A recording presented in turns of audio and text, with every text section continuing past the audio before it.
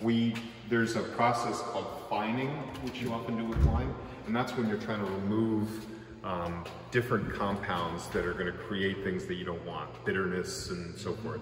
But those compounds can range from anything like organic clay, which comes from bentonite. It's bentonite clay, it comes from Wyoming, to casein, which is an egg white kind of thing, to even sturgeon bladders. It's called isinglass. And those different compounds, for the most part, the bitterness compounds, as an example, the bitterness proteins are going to carry a positive ionic charge, okay? So when you introduce a fining agent that is ionically negative, it creates an enzymatic or ionic bond with that substance that you're trying to get rid of, and then you precipitate that out of the wine.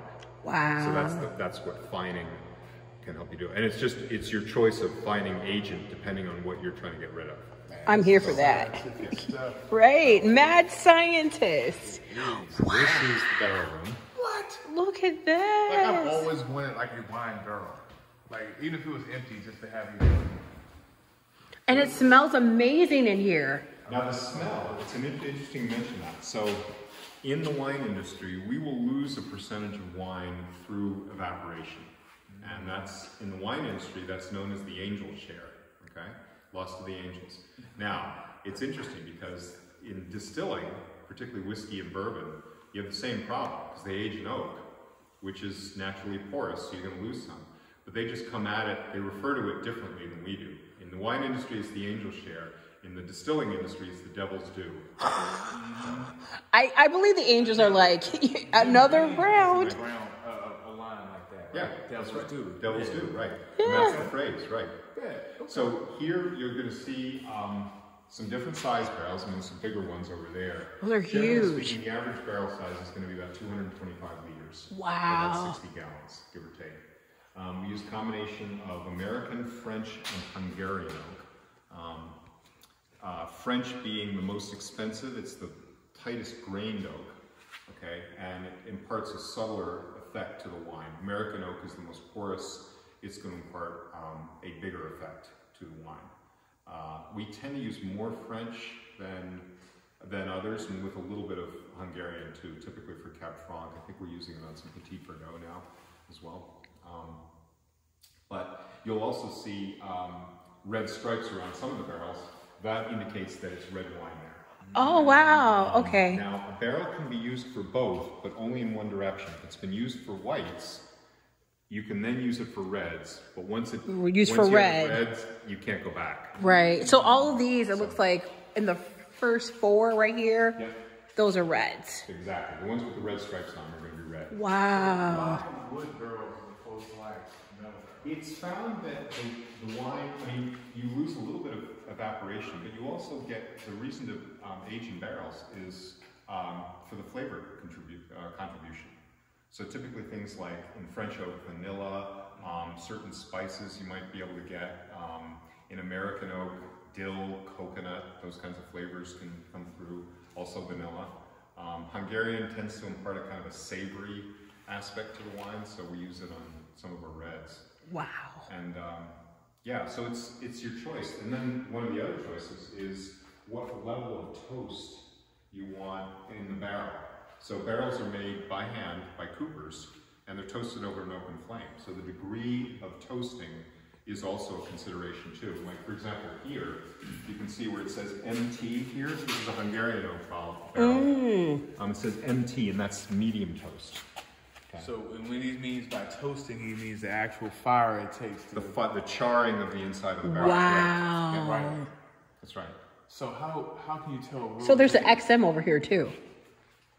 XM. So That is probably, it's going to be medium, but it's probably like medium plus. oh, and there's an M for medium over there. Yeah. We Oh, tend to okay. use MT and HT. We don't use a whole, there's a little bit of LT in there as well. So Lightly and toasted. depending on the cooper, they sometimes call it something slightly different, but it gives you that information too. And it also typically tells you the name of the forest, especially in France. So there are 5 forests that the French use for oak, and the Tonnellerie forest is one of them. There's Limousin and Vosges, and I can't can't remember the other two. So those crests up top is where the That's the barrel is made. cooperage. That's right. Oh, look. Check this out. They're different. Yeah. Oh, yeah. You got Anna here. Now, barrel making is an art. So like rosé, like you want to make rosé, like what is the process for that? Is it the same? You can do it a couple of different ways. You can do, first of all, which most people won't do, like some of the cheap ones you will, they just mix red and white. Yeah. You know, just It's simple. The way we do it, we do two different techniques here. We use what's called the direct press, where we will have the juice of a red grape, which will macerate for a period of time. Actually, I take it back. That's going to be the process called saignée, okay, which is literally bleeding. So what happens is the wine starts out life as a red wine, okay, spends a bit of time on the skins to get that flavor color, particularly whatever you're looking for, whether it's a deep pink or a salmony pink or whatever. And then you stop that maceration, it goes into cold fermentation just as a white wine. So essentially making a white wine out of a red grape. Yeah. But the thing is, with red grapes, the color all comes from skin contact. So with very few exceptions, and there are a few, like Norton, for example, but almost all red grapes that you're familiar with, Cabernet Sauvignon, Pinot Noir, Syrah, whatever, if you squeeze the juice, the grape itself, the juice is going to come out clear. Oh, wow. So all the color comes from that. The skin. The pigments in the skin, correct. Wow. So you put the skin back into the wine. It will macerate, yes. Oh, okay. So skin contact. And if you're doing it while you're fermenting in the tanks there, you will often get what's called the cap, because the CO2 in the process is going to lift that batch of or that amount of skin, seeds, and stems to the top, and it typically can be this thick. So if you want more skin contact, you need to reintegrate that with the wine, mix it up. And there are two ways to do that. One's called a punch down, and literally these big paddles, and again the assistant winemakers will punch down the cap into the juice. Or there's what's called a pump over. And the tanks are uniquely set up for that, because there's a valve at the bottom where you attach a hose. The wine is circulated back up to the top and then sprayed on the cap in a kind of a continuous fashion. Wow. So it's constantly getting more contact. I love that. Yeah. That's amazing. So it's like, when you think about like the creation of wine, like in your head, you think of like people just stomping on grapes. Right. And like, I don't know, maybe just dip their cup in the wine in the barrel or something. Right. But like it's way more science behind it. And it really is. There's an art and a science to it. And the key is kind of, one of my favorite phrases is in vino statorum, which is Latin for in wine there is balance.